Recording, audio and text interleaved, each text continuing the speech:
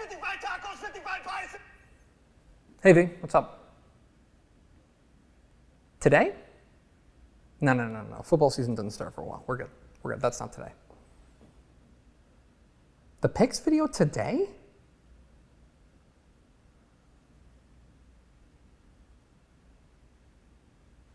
Season 10 of America's most celebrated Texas high school football prediction show starts now. These are the picks.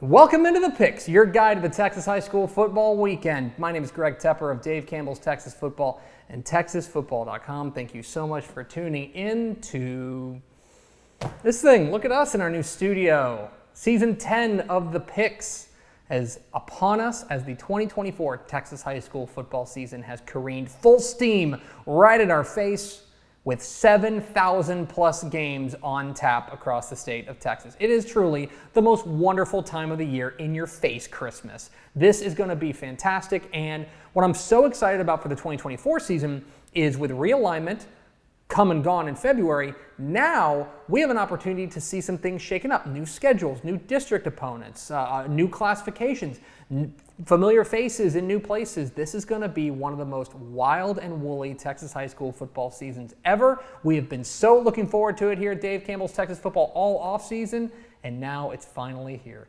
Happy holidays. Huge games everywhere you look in week one of the Texas high school football season. We start in Houston. 7 o'clock Friday night at Galena Park ISD Stadium. It is a massive Houston versus DFW clash as the South Oak Cliff Golden Bears visit the Galena Park North Shore Mustangs. What are the keys to this matchup? Key number one, Sox playmakers. So South Oak Cliff has a ton of talent. That is not up for debate. Guys like linebacker Jaden Shelton are going to be household names by the time this season has come and gone. That's not a surprise, right? South Oak Cliff always loaded with talent. But what's funny about this particular South Oak Cliff team is, from a skill talent perspective, from a playmaker perspective, we just don't really know, right? Quarterback Carter Kopecky, we think, is going to take the snaps. They have a running back in Damon Williams that we like. They've got playmakers across their roster, but almost all of them are unproven. This is new ground here for South Oak Cliff. You think back to those 2021 and 2022 teams, even the 2023 team from last year, they have been absolutely loaded with guys who can take the ball the distance every time. This year, we don't really know what they've got. So, in week one, which playmaker for South Oak Cliff can step up? Key number two, North Shore early. So this Galena Park North Shore team, compared to South Oak Cliff, is much more of a finished product. We know what we're getting because North Shore is loaded with playmakers and known commodities. Quarterback Caleb Bailey is back as a 4-year starter for the Mustangs. He's got Dion DeBlanc out wide. The defense is going to be absolutely outrageous with 5-star cornerback Devin Sanchez leading the way. They have got dudes everywhere you look, but North Shore has had a tendency in past years to start a little bit slow, and from South Oak Cliff's perspective, they are absolutely good enough to take it to North Shore if they were to stumble out of the gates. So, can the Mustangs start fast in their season opener? And key number three, size matters.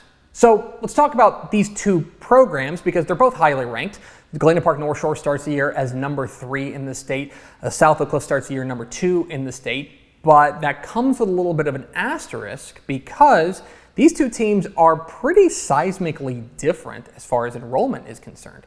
North Shore has about 3 times the enrollment of South Oak Cliff. Remember, South Oak Cliff's 5A Division II. North Shore, one of the very biggest schools in the entire state. Now, normally that means a difference in depth. And make no mistake, North Shore will have the superior depth in this game. But from a top-end talent perspective, I think that they match up pretty well. So, in week one, with fresh legs all over the place and everybody 0-0, does the size matter in this one? Who am I picking? I'm going with North Shore. It's hard to pick against the Mustangs in this one. Being at home, it's a long road trip for South Oak Cliff, and they are the more finished product right out of the chute, right? They have more returning starters, more known commodities on their team, led by their 4-year starter at quarterback, Caleb Bailey. Furthermore, this is a team that I think wants to go out there and prove that they are one of the teams to beat in Class 6A. I think their defense, led by Devin Sanchez, is really going to lead the way. Now for South Oak Cliff, I think that we're going to find out a lot about what the Golden Bears look like. And this is why Jason Todd schedules games like this. I mean, really punching above their weight class, going on the road, long road trip. But I think that South Oak Cliff can hang in this one if they can find a couple of playmakers. But in the end, North Shore looks like they have more answers than questions right now, and that's why they get the nod in week 1. I think the Mustangs move to 1-0.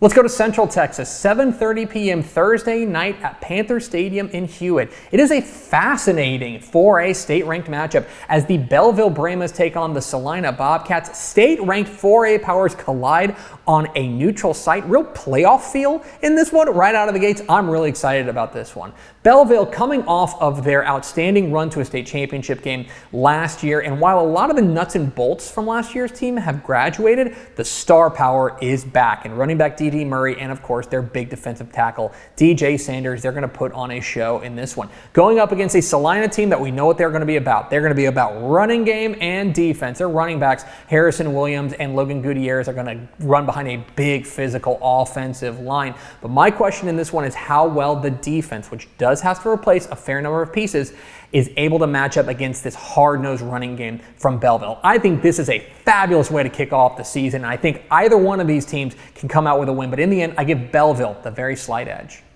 7:30 p.m. Friday night at Lenoff Stadium in Schertz. It is a fascinating cross-regional matchup as the Cibolo Steele Knights welcome in the Liberty Hill Panthers. San Antonio versus Austin in this one, and either one of these teams, this would be a real feather in their cap if they were to come out with a season-opening win. For Liberty Hill, they have some replacing to do, graduated relatively heavy from last year, but they still have Joe Pitchford as the tip of the spear in this slot T attack, and as we're fond of saying around here, the slot T is the devil. When it gets rolling, it's very, very hard to stop. Going up against a Cibolo Steele team that is absolutely loaded. My goodness. Quarterback Chad Warner, everywhere he looks, he's got playmakers. They got an OU committed running back in Jonathan Hatton. Big-time prospects on the outside in Jalen Cooper and Royal Capel. They have playmakers everywhere, but in the end, whenever you play Liberty Hill, it comes down to one thing.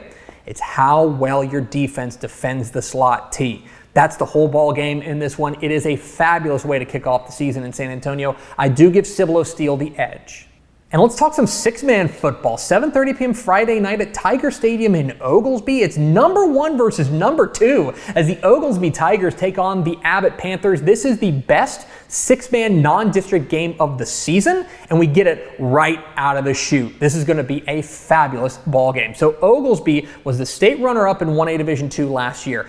In all honesty, they were going to start the year number 2 in 1A Division II until Grayson Rigdon transferred from Benjamin to Columbus, which now opened up the number 1 spot for Oglesby. And make no mistake, they are not there by accident because Kyler Fawcett, their outstanding running back, is worth the price of admission. Taking on this Abbott Ball Club, which is the number 2 team in 1A Division I to start the year. It's actually the coaching debut of Coach Kyle Crawford, taking over for his father, Terry Crawford, and he inherits a team loaded for a state championship run with Joey Pavelka and Riley Sestala. This game is going to be fantastic, and we will get a real feel for exactly how six-man football stacks up. But in the end, I go with the team with a single individual best playmaker. That's Kyler Fawcett. That means Oglesby comes away with a close win.